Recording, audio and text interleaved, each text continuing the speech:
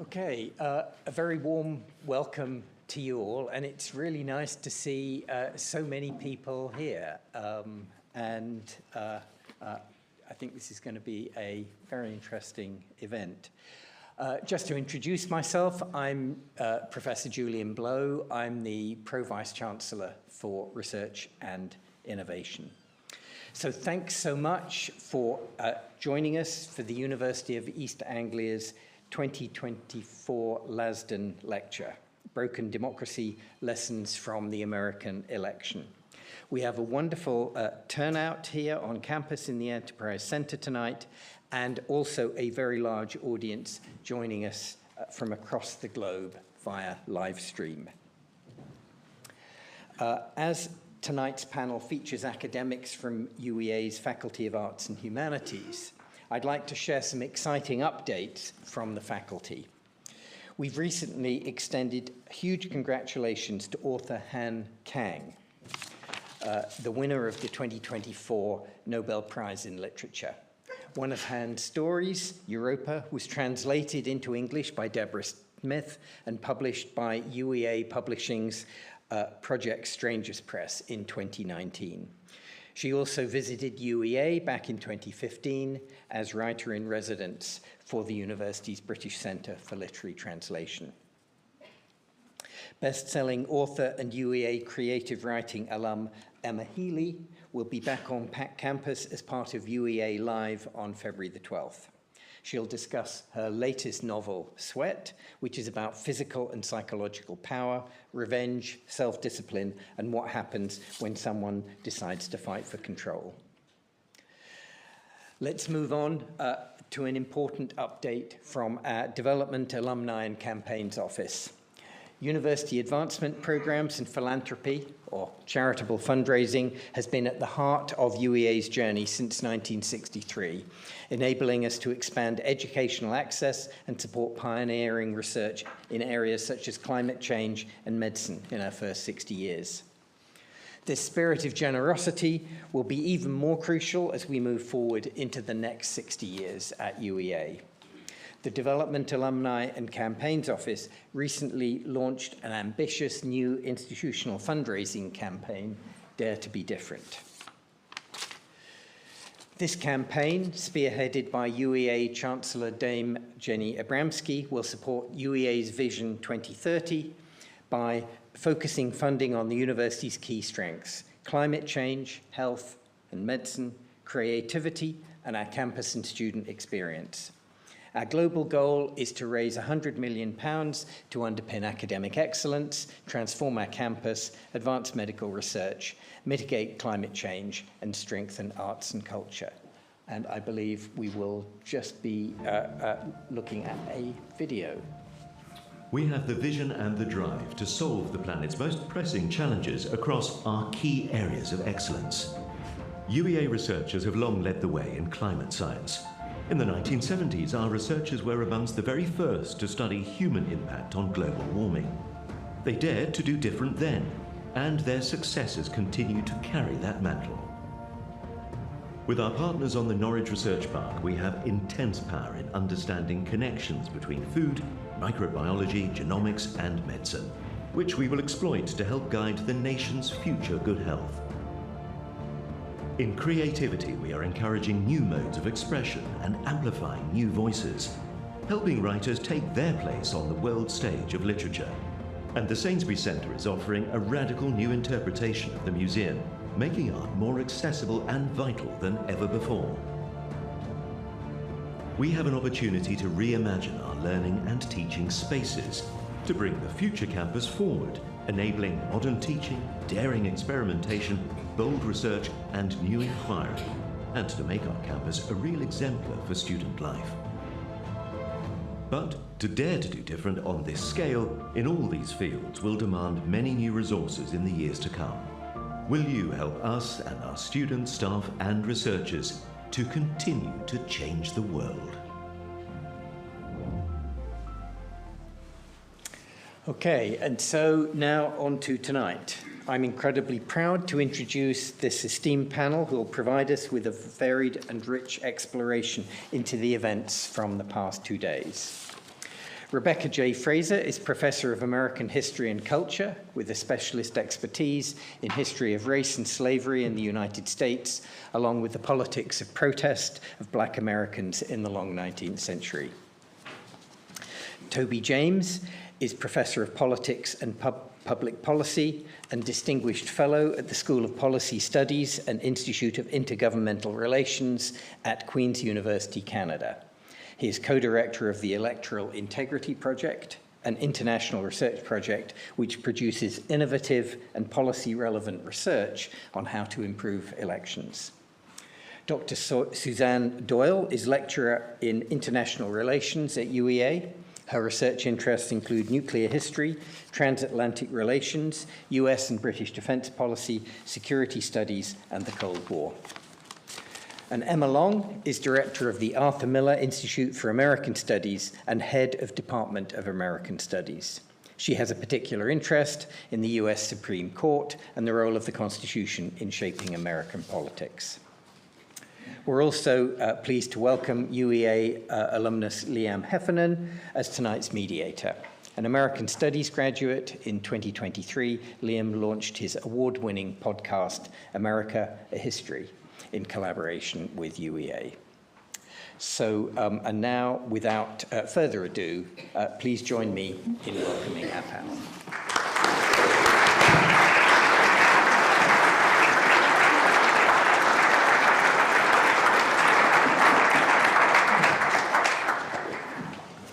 Hello, everyone. I'm used to podcasting, so standing here in a room with so many of you is a little bit terrifying, so be kind, please. It's really great to be here, though, particularly this week. It's been quite a week. I don't think many of us have had much sleep, but it gives us a lot to talk about. But before we dive into the discussion, I'd like to just move along the panel and give everyone a chance to just introduce themselves and explain their areas of expertise. Oh, hey, so hello, I'm Rebecca Fraser. I'm Professor of American History and Culture with particular interests in the politics of resistance to white power and privilege, and particularly in the 19th century. But I also move far beyond the 19th century, looking at contemporary America, and I teach and I research around things like reproductive justice in the US. So yeah, I'm going to be talking tonight, hopefully, about the discourses of race and gender that kind of sort of impacted the campaigns, but also why America has still not yet had a female president. Hi everyone, it's great to see you all here. My name's Toby James, so I'm based in the Department of Politics and International Relations here at UEA. Affiliations in Canada as well, and that's partly because I co-direct something called the Electoral Integrity Project that Julian was just introducing, where the focus is really on when elections go wrong, what problems we get with elections, and how we can go about trying to improve those elections. So I'm probably going to geek out a bit on some of the electoral rules. I mean, one of the standout things is that this is supposed to be a landslide election, and that we're seeing major change. We're going to hear from everyone what those changes might be. And yet, it's actually an election in which roughly only 30% of Americans actually voted for the winning candidate. So there's some strange kind of contradictions going on here. And very happy to answer questions and hear your views on some of those. Hi everyone, I'm Suzan D. I'm a lecturer here in international relations. So my research interests really focus on foreign policy and defence, particularly nuclear weapons, and I look at the UK's nuclear weapons system. So I do a lot of work on the US-UK relationship, which is obviously interesting to discuss. So I'll be kind of talking about the foreign policy aspects and some of the kind of uncertainty and unsettling ways that the result could impact that. Hi everyone. Everybody sounds really interesting. I'm sort of bringing up the rear here. I'm Emma Long.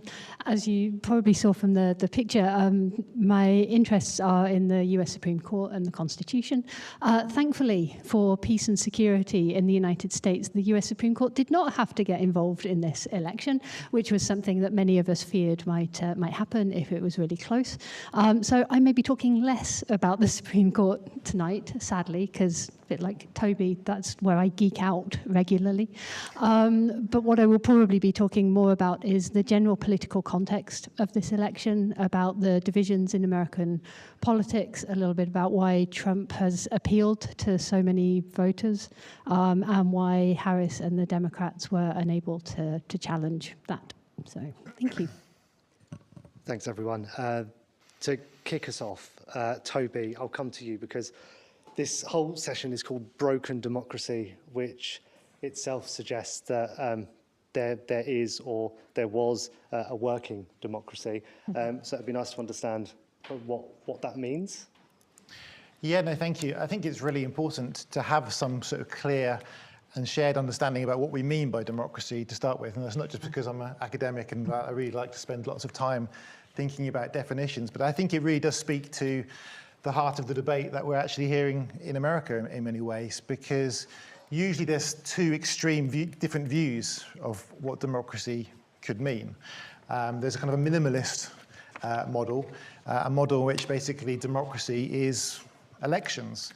And if you have an election, and that election is fair and free and clean, and both parties accept the outcome, then tick box, this is a democracy.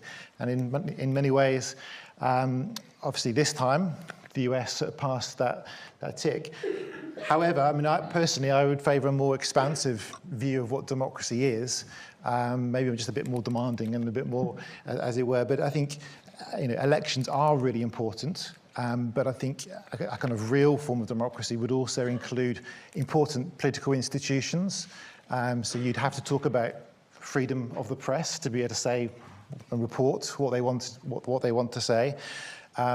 Emma's work is really important, thinking about the Supreme Courts, because we need to have political institutions that can check the power of a president that is there.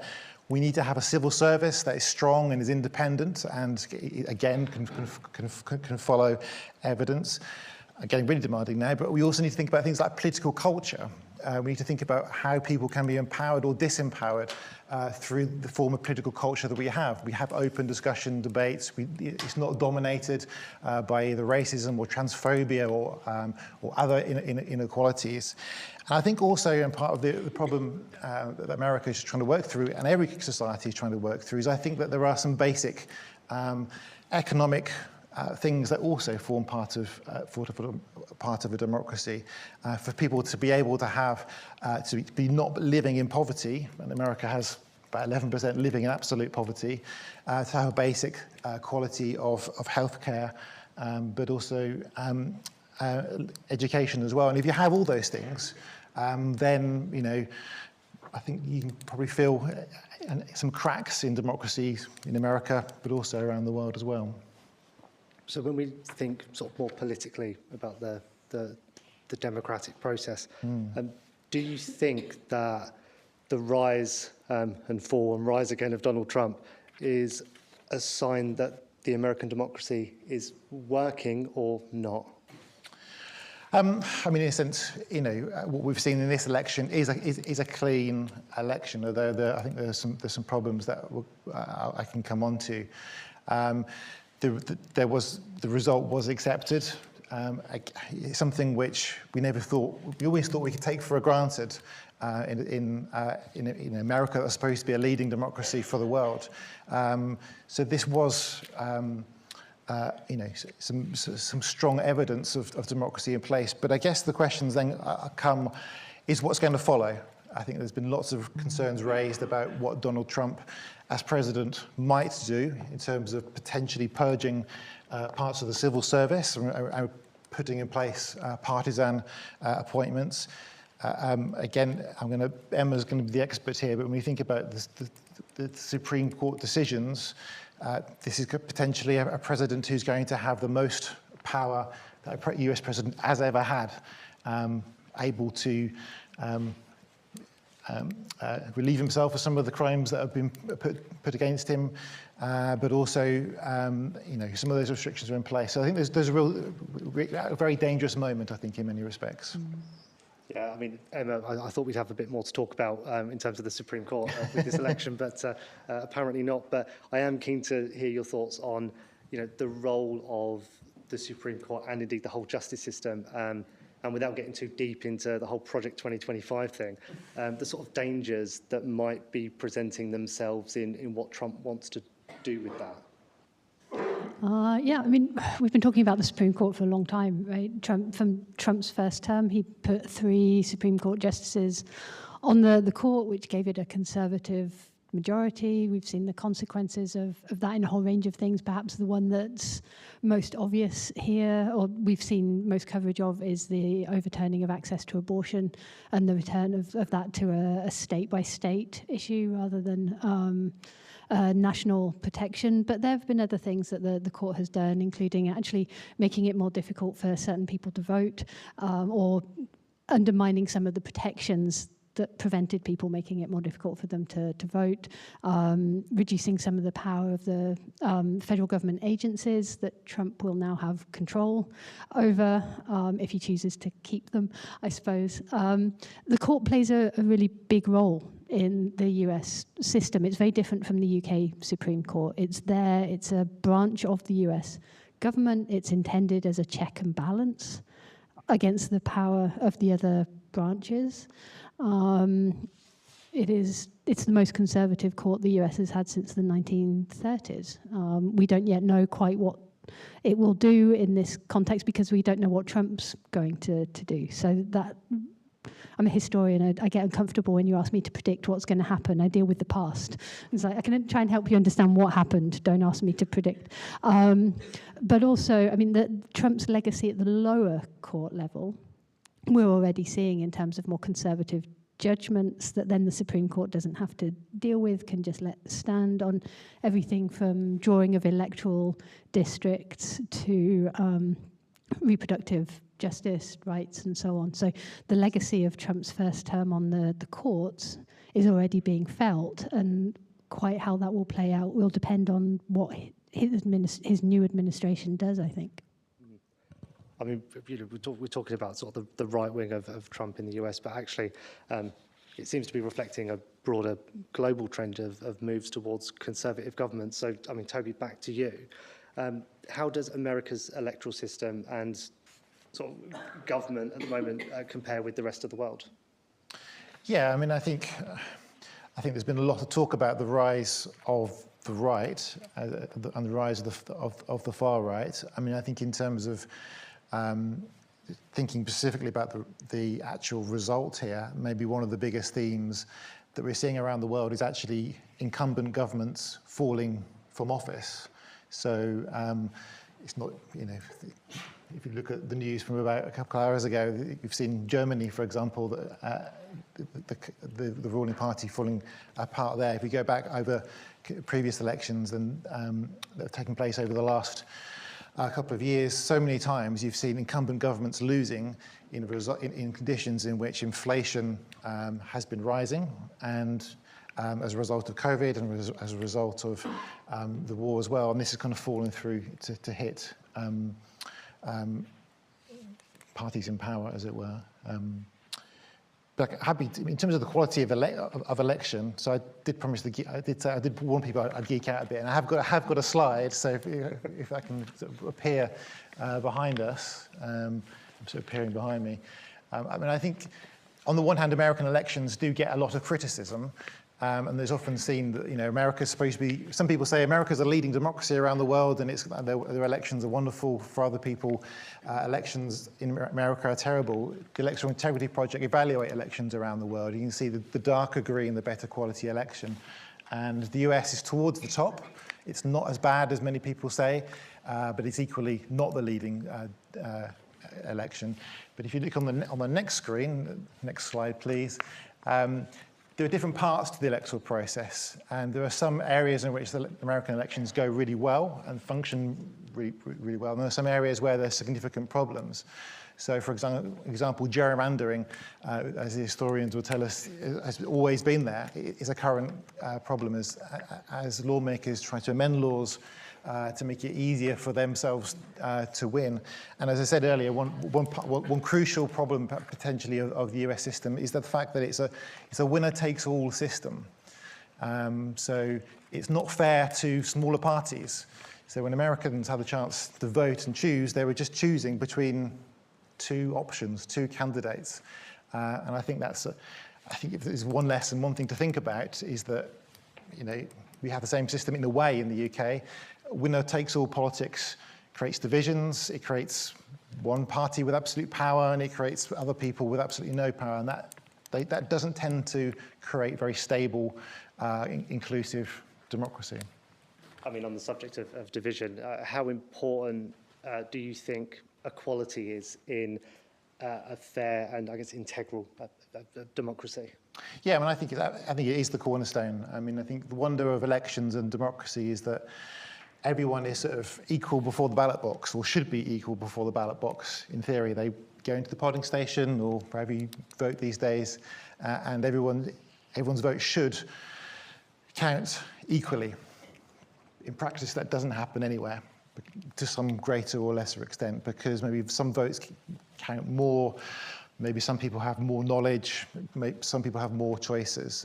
But I think that principle of equality is absolutely the bedrock. Would you agree, Toby, that everybody has the need to have access to that equality, though? I mean, sort of we've seen in the States where, particularly African Americans have been, blocked from voting in various ways. They've needed, sort of an address or, sort of a home residence, and, sort of they haven't got one, or, is that an aspect of equality in terms of democracy that, sort of you would want to see? Yeah, absolutely. You'd want that to be possible. It should be as easy for one person to vote as the next person. Mm-hmm. But I think what we've seen over the last 10 years has been the introduction of voter ID laws in some states. Yeah. That has made it more difficult to vote, and that has an uneven impact because some people are more likely to have that form of identification than others, and probably the lawmakers know that. Mm-hmm. Mm-hmm.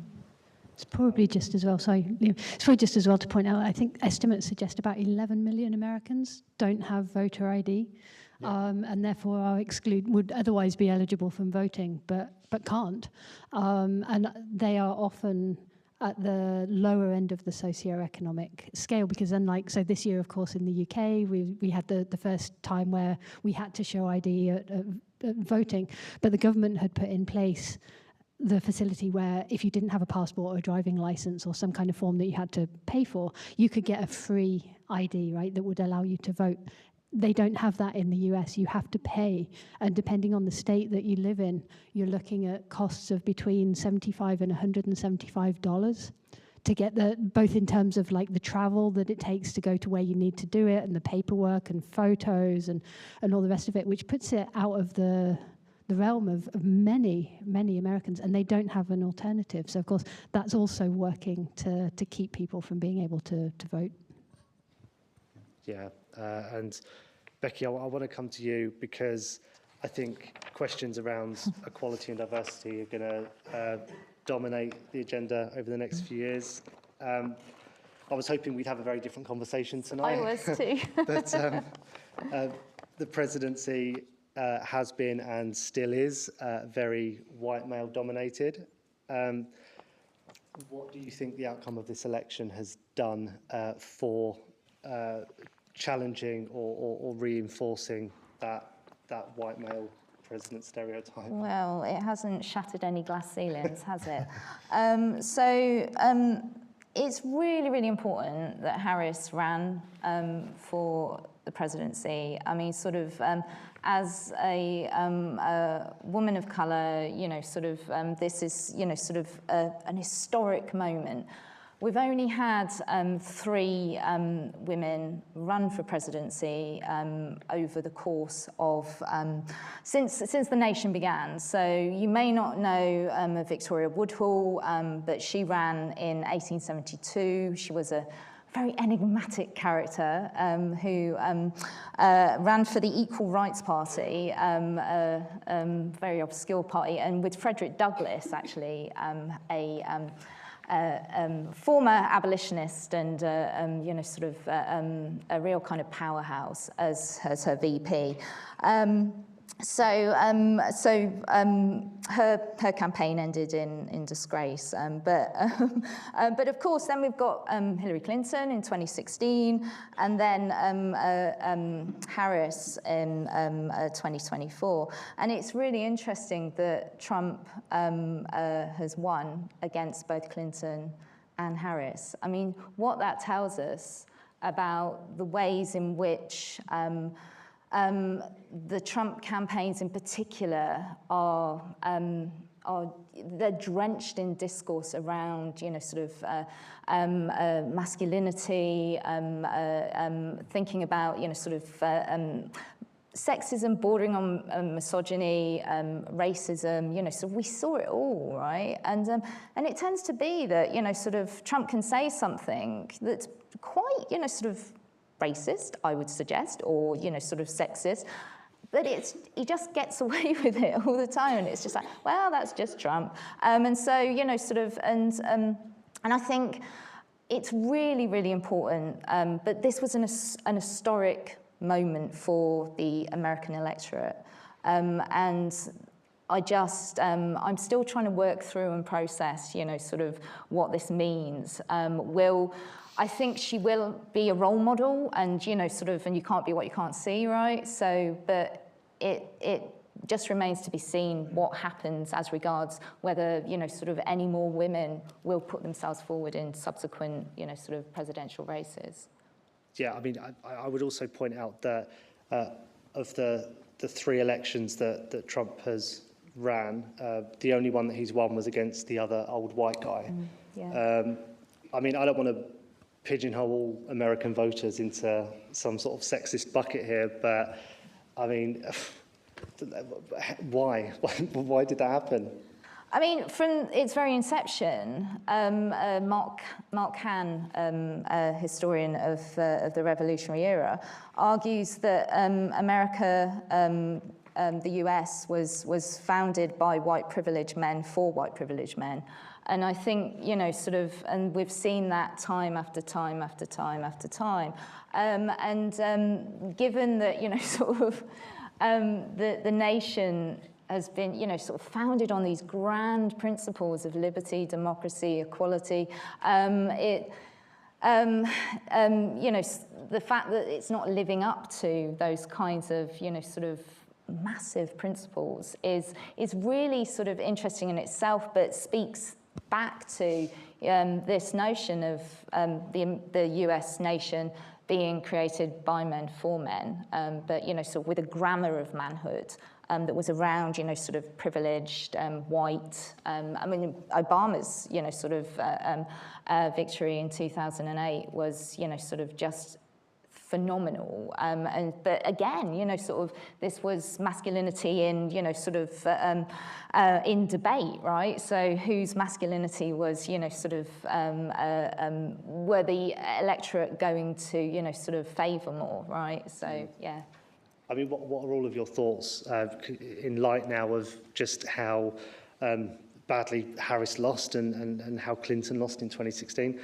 Both very qualified, very intelligent, highly experienced candidates against Donald Trump. What does this tell us about America ever being able to elect a woman, let alone a woman of colour, as president?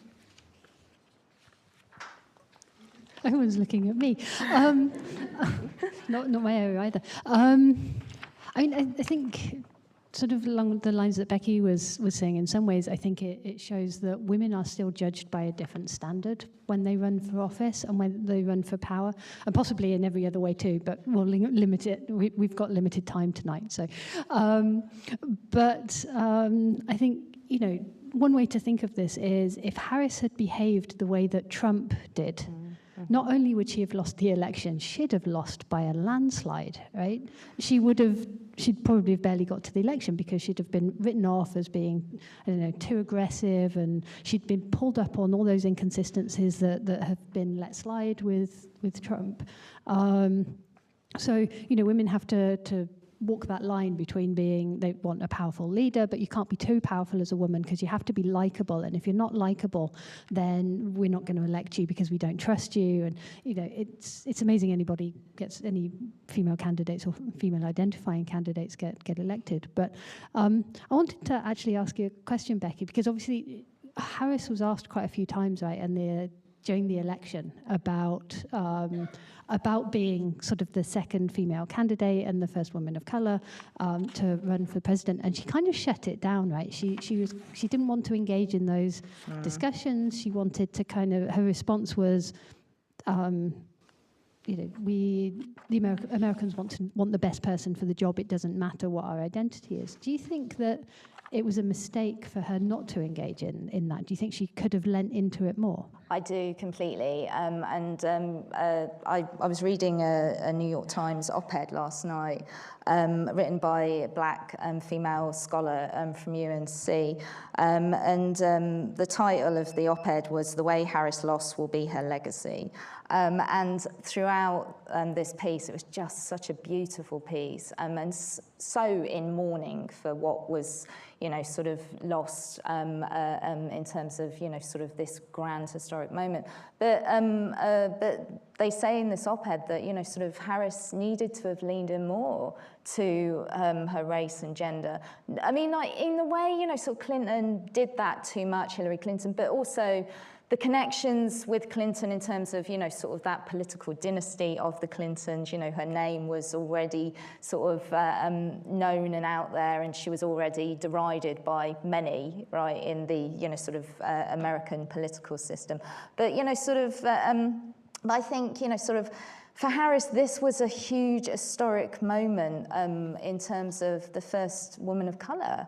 And she knew, she knows the kind of, sort of deep sacrifices women of colour make every single day in the United States, right? For, sort of the kind of lower pay they're willing to accept to come and save the company, which in fact actually is what, sort of she did, right? Sort of, she stepped in when Biden, stepped down and stepped out of the race, and, she didn't have enough time to, sort of really sort of develop an agenda of her own, or, sort of, and when she said, sort of when she was questioned, sort of what would you do differently to Biden, and she was like, well, sort of nothing. I think it, like, the actual question kind of took her by surprise because, sort of she hadn't had time to, even develop those kinds of things. She didn't have a proper kind of run-up.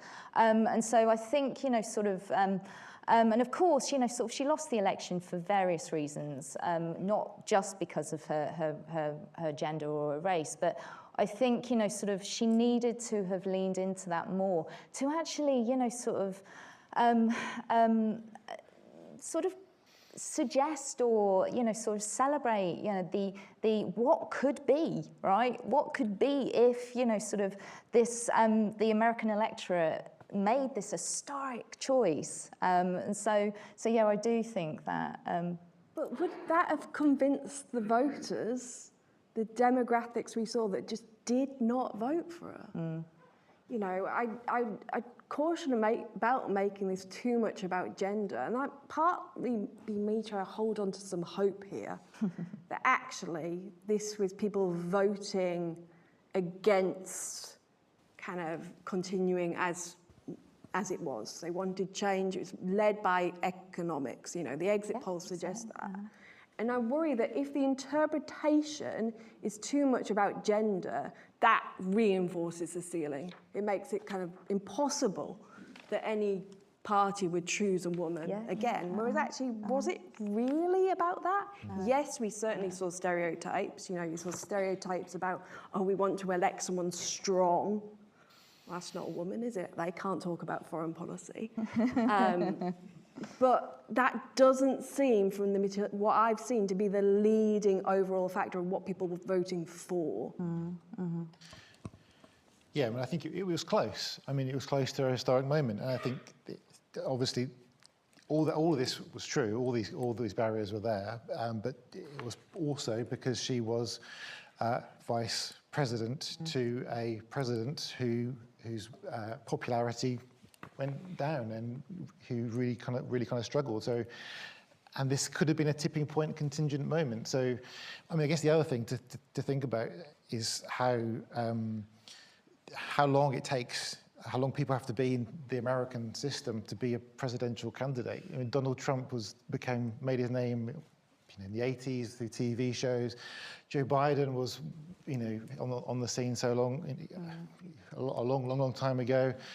So this kind of this sort of dynasty type system means that the people who are actually candidates to be a president at the moment are having to be someone in the 1980s or something like that, where the inequalities were obviously huge. So I mean, it's not enough to say to wait and everything else, but I think there is some progress, and it could have been so different. But I also would add that there are only 151 women in Congress at the moment, right? Yeah. That's 28.2% of 535 seats.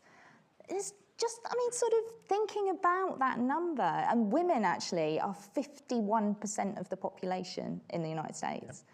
So, sort of going back to, sort of equality, and, sort of does, sort of a good democracy need equality at its heart? Well, sort of go right back, right, and say, and increase those numbers. And also, sort of think about, sort of the number of women of colour in, sort of that 28.2%. So I think, sort of we need to start right back and think about, sort of how equality works at the Congress, the level of Congress, and, sort of work that through. And elsewhere, right? Because obviously Donald Trump didn't come from Congress, he came from business. Exactly. So promoting within business, within all walks of life, that feeds through the system. Yeah. I mean, I'm gonna move this along in the interest of time, and there'll be opportunities for all of you to ask a lot of questions about this afterwards as well. But Suzanne, you touched on foreign policy. I want to come back to that. There's a lot of concern outside of America about what a Trump second term could mean, especially considering the war in Ukraine, everything happening in the Middle East. I mean, should we be scared? So, I don't want to be too alarmist here. Okay, so given the current state of geopolitics, I think it would be wise to pay attention to the threat of great power warfare, and certainly more attention to that threat than we've paid since the end of the Cold War. And as we know, there's ongoing wars, and it's a concern really of how Trump will navigate that and how adeptly he will navigate the challenges. So, on the big scale, the US is the global hegemon. It's the leading power.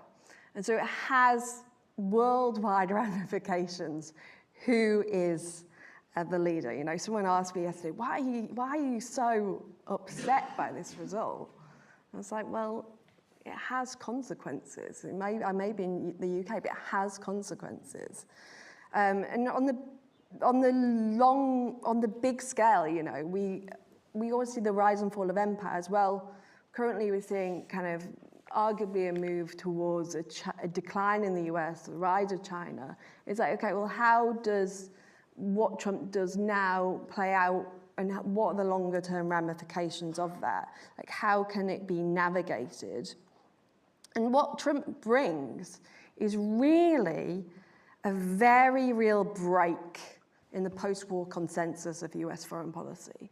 US foreign policy since World War II has largely been one of consensus around collective defense, around strengthening what we call the kind of US-led multilateral order. That's not really how Trump approaches things. He is very unpredictable, and so it's very difficult actually to assess his foreign policy, because often he works from the gut, it seems. He kind of reads things, he makes instant decisions. So there's that unpredictability, but there does seem to be two general things he does. He's very transactional in his approach. And again, it's like, how adeptly, therefore, can he navigate certain things? And he is he's very transactional, as I said. And it's like, how does that play into foreign policy? And as I said, he also works around his gut. And he also has this interesting reluctance for the US to engage in overseas wars. So, of course, how will that play into the conflicts that we're currently seeing? Again, when you go into the detail of it, it's not really clear actually what he said and what he'll do. So with Ukraine, it's very well known that he said, we need to draw back on US contributions. There's been an assessment of that would mean that Ukraine would essentially end up a neutral state. Some people assess that would mean kind of a puppet state, so they wouldn't be allowed to join NATO, that Russia would be able to take the kind of land and territory they currently have, concern about the longer-term ramifications of that deal. But then you also see what Trump supporters say and what other assessments say, and they say, well, Trump doesn't want to be seen as a loser. He doesn't like to be seen as a loser. He's not going to let the US do that. So it's like, okay, well, how is that going to play out? And then, assessments in the Middle East, again, it's quite difficult, given his unpredictability, to figure out what he's going to do there. He has been seen as a kind of more vocal supporter of the Israeli regime in what they're doing. He doesn't support Biden's approach on a ceasefire. He has provided support for settlers in Israel. At the same time, though, he's been telling Netanyahu, you have to stop the killing. He doesn't seem, again, this is, very difficult to assess, he doesn't seem to support Netanyahu's vision of all-out victory. Again, because of how he kind of doesn't like to be involved in wars overseas, you can't see him pursuing that to its final end. My real concern, actually, is how he might respond to Iran and the threat of Iranian nuclear weapons. So it seems likely that Iran will pursue nuclear weapons. There's not a lot of options now for the US to stop that, other than perhaps a deal, what he's called a deal, some kind of economic deal. If you can do that, he'll make a great deal. Or perhaps some kind of military attack. He tends to dislike the use of US military force overseas in kind of endless, what he sees as endless wars, but there's a clear goal, clear definable goal, he might do that. And so there's how is he going to approach all these challenges? Unpredictability will be the center of it, and also this kind of transactional nature. And I didn't even get to discuss the threat of China, so there's more I could say. It's a conversation for another day, I think. What about the special relationship between the UK and the US? Obviously we've sort of switched governments, haven't we? We've gone Labour, the US has gone back to Conservative. So what's that going to mean? The special relationship. It's not a term I actually like very much, because I think of it as a kind of political rhetoric term, rather than the reality of it. Okay, so I'm not going to say this is the end of the relationship. It's always had difficult moments. There's always been moments of tension. And actually, the relationship is sustained by the institutional relationships that underpin it. And it's unlikely that those will change. If you go to a military base in the UK, for example, you will generally find US forces on those military bases. They have very close institutional relationships. And the same if you go to a US air base or somewhere in the US. There's always someone British who's there. So that institutional relationship, is likely to continue as long as Trump doesn't see it as too much of a we're not getting anything out of this. But it really could test the US-UK relationship like never before because of that transactional aspect. And it's really important to realise just how important that relationship is to British foreign policy and defence since World War II. It's really where their eggs have been placed. You know, the UK does need to pragmatically assess the extent to which it can now ensure that the US will continue to be a reliable ally in the coming decades. It cannot be like in 2016, when it was like, well, that was an aberration. That's just a blip in US foreign policy. It's like, no, this is actually something which looks like a longer term pattern, perhaps. Is this now a shift in since the World War II consensus? And so a primary challenge that I think the UK faces is transactional nature of Trump. Does he feel that the UK is giving enough in return for the kind of assistance the US supplies? For example, Trident nuclear missiles or the designs of the new warheads. They come from the US. So what might he ask for in reply, in return? You know, previously, other administrations, including the Carter administration, the Reagan administration, all asked for things in return for those deals. Well, what will Trump do? It's probably to the next level. And then there's the other core issues that we're seeing discussed. You know, there is the relationship with Labour. Labour feels they've done enough preparations. They knew this and they expected this result. But there's also the impact of US tariffs on imports on the economy. How will that affect Labour's growth plans? How will that play into the dynamics with the European Union? And then you've got the kind of divergent foreign policy views that they're going to have. It's always kind of been the case that British policymakers go, well, what are the US doing? We'll kind of do the same. We can't quite do that to the same extent. And then also the key relationship with NATO. So there's a lot to unpack there as well. But when just thinking about the UK, I mean, if Keir Starmer waits until the last possible moment to call an election, you know, Trump can't run again. This is his second term in office. So he'll be gone before the next general election. So isn't there an element of just running down the clock on Trump? That could be a good plan, maybe, but it is going to dominate their entire 4 years. And if we talk about the threat to incumbent governments that we are seeing in the world, well, Labour have got a clear agenda. They need economic growth. They need stability. Well, how do they do that with the Trump administration and the impact that administration could have on the global international order and the global economic order? So they've got to play within that field. And I think it could have ramifications for certainly Labour going forward. And then kind of what comes afterwards for the British electoral system. Because if we think about the last election, I don't think there was widespread enthusiasm for Labour. It was a vote really against the Conservatives. What happens if people feel in the UK we have not had the change we wanted? Do you think as well, Suzanne, that Elon Musk is, you know, sort of as probably someone who is going to be in addition to Trump's, you know, sort of cabinet, is he a risk to Britain and the relationship with actually Starmer? I mean, like, you know, sort of it's well known that they don't like each other. In terms of that transactional kind of relationship, do we think, you know, sort of that this will create issues?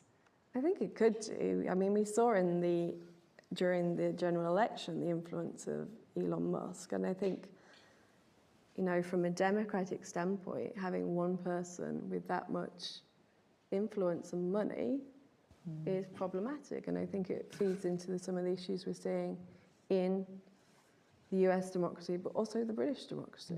Yeah. But again, you know, how much is he a charismatic individual that's very influential? I find that difficult to assess. Have you seen him speak? I mean, like, he's not a very good speaker at all, so I don't know. But, you know, sort of it's just, you know, sort of was it $1 million a day for every person that, you know, sort of signed up to vote for Trump? And, you know, sort of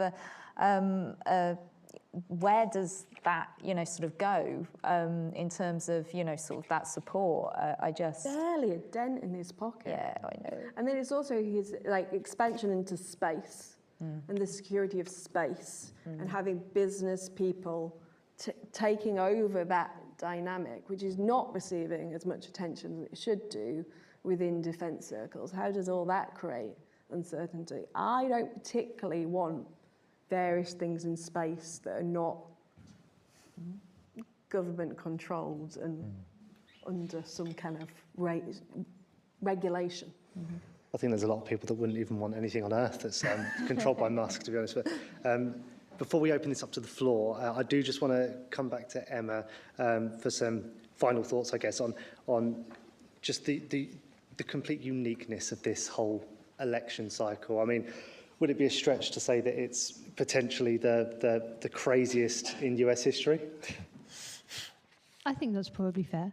I was just thinking about Toby, how Toby opened, and kind of the different ways of thinking about the electoral cycle, right? Because on one hand, the American election ran almost as it should do, right? If you think so, started out with the candidates announcing that they were running. We had the primary season where the parties decided who their candidates were going to be. The normal state by state process and the endless campaigning, and that led to the conventions, and the conventions launched their candidates off into the general election cycle, and we've now had the election, which has returned a winner without any of those messy things about the Electoral College that have been such a problem in recent elections. So in that way, the election's gone the way it should, right? The process has been followed. Outside of that, nothing has been as you would expect. And you've got the fact that Donald Trump's only the second president in history to have served one term and then tried to come back, not to run directly while in office, but to come back afterwards. He's a convicted felon. That's a first. Let's hope that's not a trend that's going to catch on.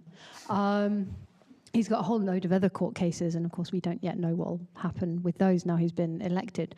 But you've got that side of things running on. You've got 2 assassination attempts on Trump, any one of which in a previous election cycle would have dominated the story for weeks, but kind of came and went because there's so much else going on. So you've got all of that. You've got, as we've already talked about, you've got the first woman of colour running for the presidency, which is a hugely historic moment, irrespective of the outcome. Right? That the importance of representation is fundamentally important here. So that makes it historic, regardless of how the outcome goes. So there's been an awful lot. I think one of the reasons that almost nobody was predicting the outcome of this, beyond the polls suggesting it was closer than it turned out to be, is that every time you thought something was settled, something didn't. And I mean, before we even get to the point that, the whole start of that process, Biden had gone through the primary process. The party was ready to nominate him. He had a disastrous presidential debate, which basically led to a coup within his own party, who said, "We can't win with you. We're not sure that the Republicans' criticisms aren't accurate. You need to step down." And you've got somebody who's literally on the cusp of being nominated by the party, stepping down. Harris comes in at the sort of pretty much at the last minute in American election terms, trying to run a campaign and doing what they can to do that. So it's, like I said, on one hand, the process from a distance, big picture, worked without, as you would expect. Everything when you get close up is just about as unpredictable as you could manage, which probably fits given Trump's general unpredictability. Yeah, well, on that note, I think we should probably give everyone else a chance to ask questions. So the floor is yours, guys. Any questions out there? Hands are up. Thank you very much for that. It was really informative. As Trump is the oldest elected president now, do you think Vance hasn't received enough attention about his possibility of becoming president and being almost a bit of a dark horse, sort of like what is his qualities and values and things like that? Anyone? Again. Is that back on? Yeah, it is. Everyone's looking at me. Yeah, I absolutely agree. I mean, Trump sucks all the energy up, right? For him, it's all about him. And in a way, Vance looks like a kind of Trump light version, that he was picked because he was kind of very much like Trump, and Trump wanted to double down on that. The result of that is that there hasn't been an awful lot of scrutiny of Vance. Some superficial, yes, but not an awful lot about what he would do if something happened to Trump and he stepped into the presidency, about what his policies would be, what his stance would be, what his approach would be to nuclear weapons or conflict around the world, or Project 2025, if he buys into that or not. So I think Trump's unpredictable. Vance is a bit of a real unknown as things go at the moment. Mm-hmm. And age seems to be the thing that's never discussed, right? You know, sort of, except for when Biden, you know, sort of everyone was like, oh, you know, sort of he needs to step down because he's far too old. But isn't Trump like only like 4 years younger than him or something? You know, so, you know, sort of there's these two old white guys vying for, you know, sort of one of the biggest positions in, you know, sort of world politics. And, you know, sort of how long are they going to last? And, you know, what happens in terms of succession, right? I mean, sort of to, you know, sort of think about, you know, sort of the recently brilliant TV series, okay? So who is going to, you know, sort of take that crown? So, yeah, really interesting. 4 years feels like a long time in politics right now, let alone in American politics. I mean, and we know the attrition rate that there was in Trump's inner circle, his advisors, and the role holders. Probably won't last that long, given if the first administration's anything to go by. So, whereas you'd usually expect the VP to be the next in line, it's just anything can happen. I'm thinking about the question of age, actually. There's a really interesting piece on Salon, I think, a little while ago, pointing out that, you know, everybody was talking at the beginning of the year, everyone was talking about Joe Biden's age, right? And was he mentally capable? Was he fit to run for president? But if you, I don't know how many of you have watched Trump's speeches all the way through. 2 hours? Yeah. I find it something of a challenge, I have to admit, to watch them all in one sitting. But I mean, there have been lapses from Trump too, right? And some very strange behaviour and some real incoherence, and I'm not going to list them because we'd be here all night. But this article was pointing out that the media has not jumped on those in the same way that it did with Biden. And I think some of it is that, well, it's just Trump being Trump, so it's pushed to one side. But it feels like a little bit of a double standard there, that age was a big issue for Biden, but not for Trump somehow. And, you know, it's worth, I mean, he's been elected now. It's not going to affect what happens going forward, but I think it's an interesting part of this campaign. Although it was the same when John McCain was against, you know, sort of Barack Obama. So Barack Obama comes in as this, you know, sort of bright young thing, but, you know, sort of McCain was very much, oh, you know, sort of, is he too old? You know, sort of, and I don't know how old McCain was at the time, but, you know, sort of, but probably a lot younger than Trump or Biden. So, you know, sort of, it has. And I think there you can see the ways in which masculinity is competing, right, around, you know, sort of things like age, things like, you know, sort of, oh, is this man too old to lead this country, be a kind of founding father, you know, provide and protect for us, et cetera, et cetera. And that is the crux of what we're talking about, the reason why it's men who are, you know, sort of continually in this role is that notion of the founding father, right? So, you know, sort of the notion of the father will take care of it, the paternalistic, protective role. And that's gone on from George Washington being elected in 1789 right through.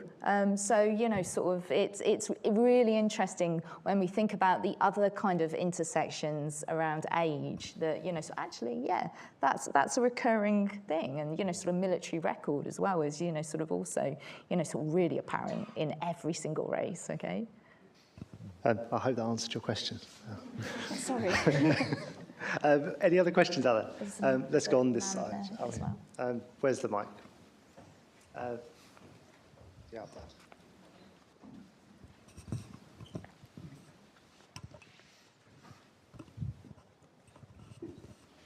Hi, thank you. Do you think that America's democratic fatal flaw is the fact that it's meant to be separation of powers between the president, judiciary, and Congress, but Congress chooses the judiciary, and if you're in the Senate, you have far more power because you tend to be a conservative minority in the Senate that then get to dictate who sits on the Supreme Court, and the Senate chooses all of the federal judges from all levels. Do you think that's the ultimate flaw? We're looking at you, Emma. Yeah, and I'm beginning to fit sense of pattern here. I think it's a problem. I mean, it's there partly because, of course, for historical reasons, thinking back to the founders and the historical context in which they wrote these provisions and they wrote the Constitution, which made sense then and perhaps make less sense now, but Americans have largely been resistant to large-scale constitutional amendment at the federal level. It's part of the issue that you're talking about has been made worse by partisanship, by the fact that sort of a Republican Senate would refuse to appoint judges nominated by a Democratic president and vice versa, which has meant that, you know, the courts become caught up in the bigger political battle that's going on at the national level, and what that's doing is politicizing the judiciary in ways that I think is both dangerous and was never originally intended. I can talk all night about the politics of the judiciary, so I should probably keep it there, because otherwise you'll be here at midnight and wishing you hadn't asked the question. But I think the short answer to your question is, yes, I think it's part of the problem, but it's not necessary. It's not certainly not the only one, and perhaps not the main flaw in there. We've got a question down here on the front row, gentleman in the red shirt. Yep. The mic is coming for you. Thank you. Hello. Yeah, just to say, I think the good news on the age front is that we're probably going to get Mark Zuckerberg, Elon Musk. You know, it's going to be the younger businessmen maybe, which leads into my question really, which you talked about equality in democracy. My biggest concern with the US system is you've got to be a multi-billionaire to be president, which alludes to my point about businessmen. Yeah. Obviously, I don't know the exact situation in the UK, but there's a limit on the spend of campaigns, and it's, you know, a few million maybe. To me, it seems like you cannot be president in the US without having hundreds of millions of dollars behind you, which is not equality to me. Yeah. Your thoughts? Oh, absolutely. I mean, you know, sort of, I think you've kind of hit the nail on the head. I mean, Emma and Toby will know much more about, you know, sort of the cost of those kind of presidential campaigns. But, you know, sort of, it's interesting that white working class men went in their droves to Trump in terms of support, right? And suggesting that, you know, sort of Trump really spoke to them. But in what way, you know, sort of given that, you know, sort of he's a billionaire who, you know, sort of has, you know, sort of bought up, you know, sort of several, you know, sort of hotels and, you know, sort of finance deals, and when he did his, sort of first speech, he was like, well, sort of to Robert Kennedy, sort of you can be the health czar, but I want the oil. I want the oil. So sort of there's a kind of disconnect there, right,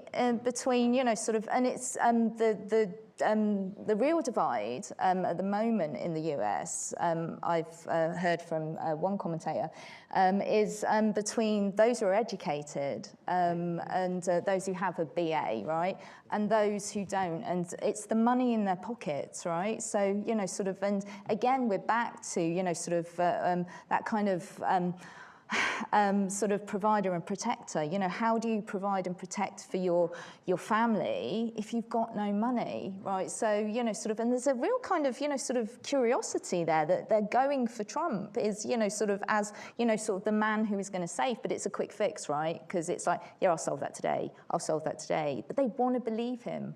So, sort of, it's a really, I think it's a really interesting question, actually. Yeah, I mean, money's a huge issue, absolutely, undoubtedly. So, just so happens, I looked on the Federal Electoral Commission website. Biden spent $890 million. Harris spent $881 million. Trump only spent $355 million. So, so clearly money is a entry.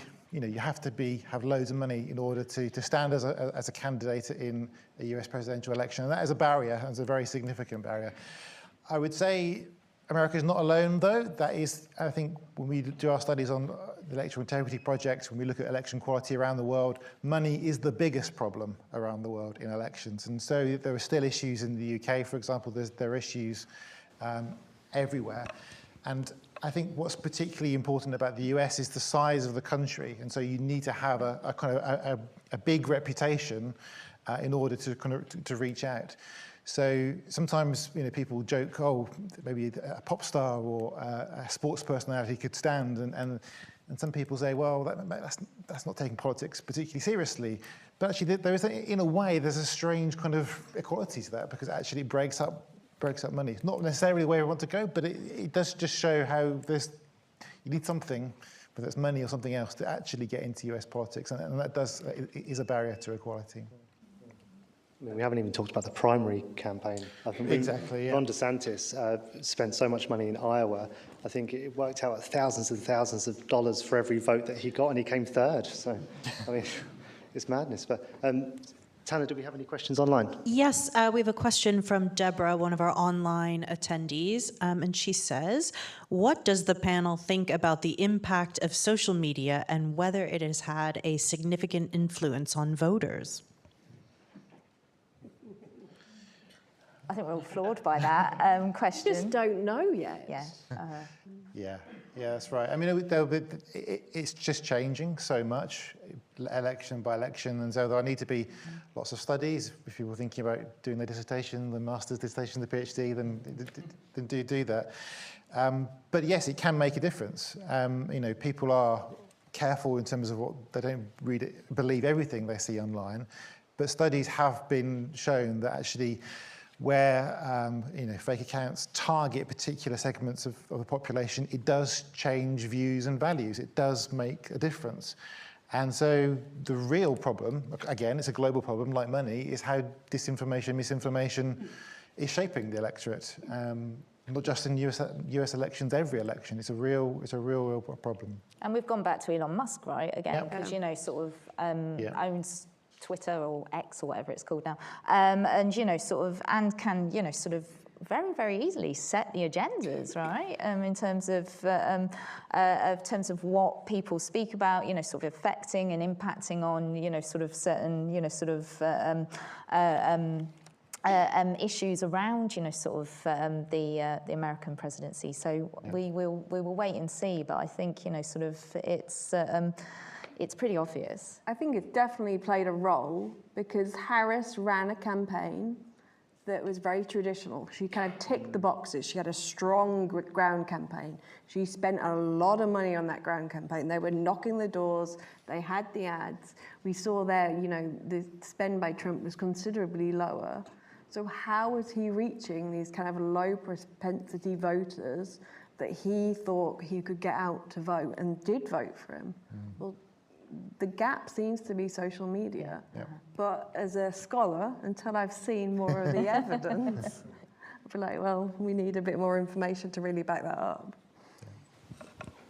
Any more questions? Let's go for someone in the middle. Give the people a mic some work. Over there.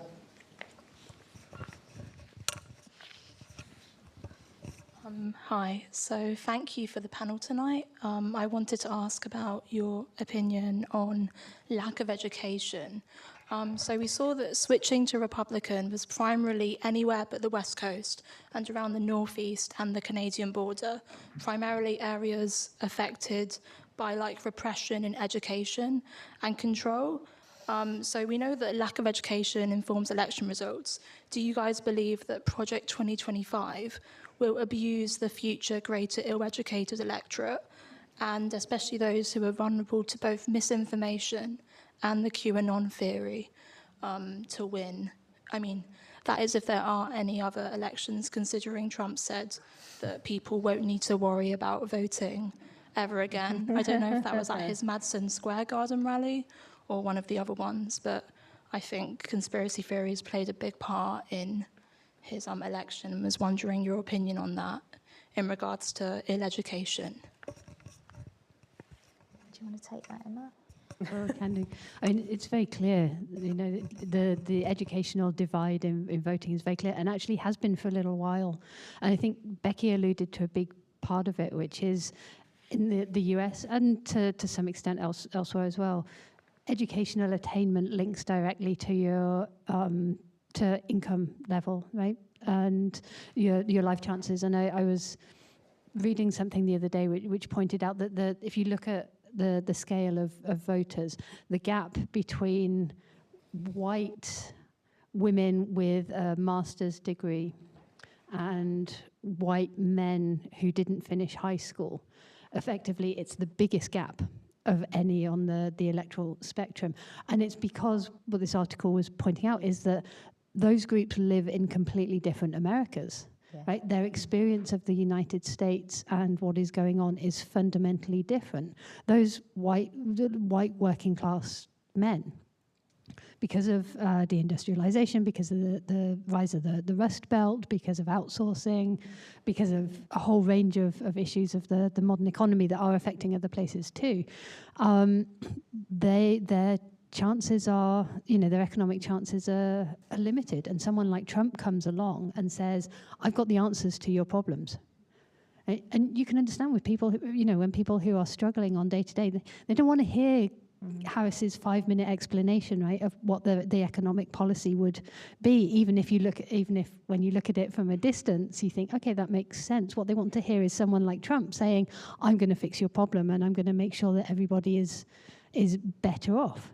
Right? So, yeah, education is fundamental, and we have seen constant attacks, right, on the education system in the United States from everything. I mean, I have friends who are teachers in the US, and they tell me about the impact that these laws are having in their states, and whether that is not being able to teach about America's racial history and therefore address issues to do with racial inequality across the United States, whether that's issues to do with gender identity, and how that plays a role in creating inequality. And in some states, it's going more broadly than that, so that the teachers are actually really scared about what they can and can't teach, because conservatives particularly have been very effective at getting themselves elected on school boards and getting rid of people at schools that they say are teaching what they don't want. So there's an attack on education and access to what people can learn, as well as the economic difficulties of people being able to stay in education, and that feeds right into to life chances and experiences and so on. I think I saw something which effectively said, if you can't put food on the table, why are you worried about issues of abortion? Right? If you can't feed your kids, you don't have the luxury of being able to to think about those issues or vote on those issues. So I think, yeah, it's an absolutely fundamental question, and there's lots more that could be said about that because it's affecting lots of different issues. But yeah, undoubtedly, it's playing a role in what's happening in the electorate more broadly. I would add to that as well that education is empowerment, right? Which is why they denied education to enslaved peoples for, sort of until emancipation when freedmen's schools were set up. And black abolitionists like Frederick Douglass credited his freedom to education, to the actual fact that he learned to read and write through bribing little white children with pieces of bread. So if you teach me my letters, I will, sort of give you these crumbs from the kitchen table. So, sort of an education is empowerment, and it's not just empowerment in terms of thinking about the ways in which people learn about what is freedom, but also it's empowerment in terms of economic empowerment. It allows you to go from that unskilled job to, sort of something better. So education and empowerment are, sort of two terms that I think are vital moving forward and thinking about your question. So yeah. We have time for one more question. Who wants to take it? There in the middle.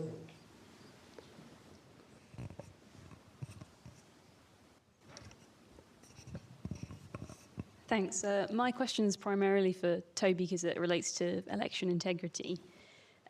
This election cycle, we've heard Trump described as an existential threat to democracy, people saying that democracy is on the ballot.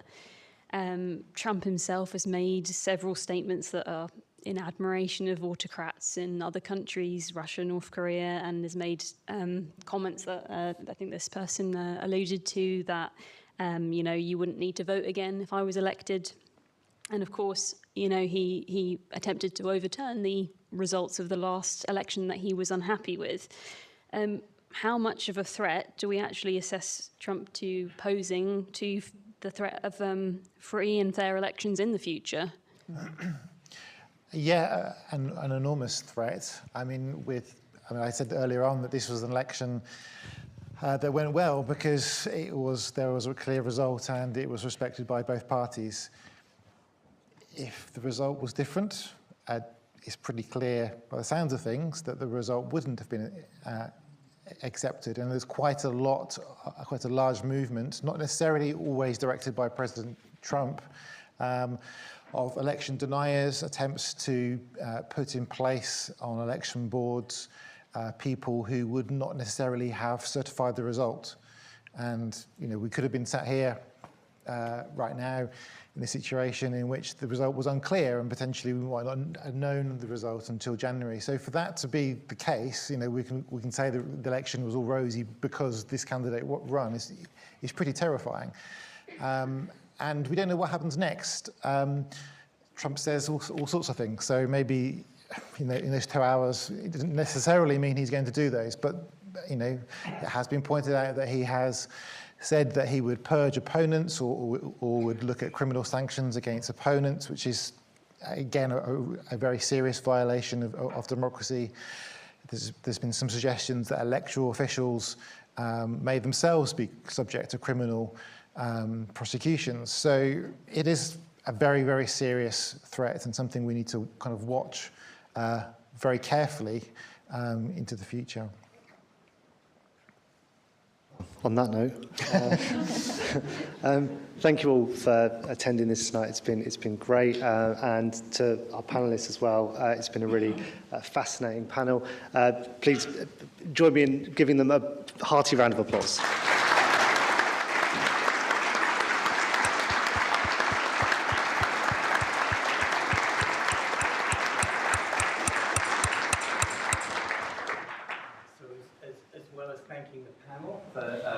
Really interesting discussion, really insightful points about recent and more distant history. I'd also like to thank you, the audience, for those really interesting questions.